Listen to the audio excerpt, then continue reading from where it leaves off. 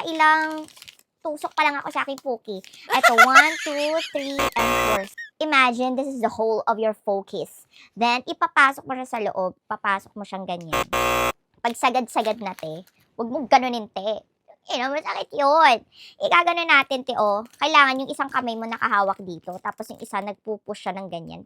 Gel siya. Ang maganda kasi dito, Lactomedi. At first talaga, natakot ako. Kasi, ate, tingnan mo naman, ate, papasok sa loob. What if nangati ka? Paano mo ilalabas yun? Papasipsip mo talaga yun. Sipsipin mo, bilisan mo, Talaga, ate, yun ang hirap talaga sa akin. Kasi nakalagay dito, meron silang precautions. If there are any red spots and abnormal symptoms or side effects such as swelling or itching in the area of use due to direct sunlight when using the product, consult with a specialist, etc. Do not use on injured areas.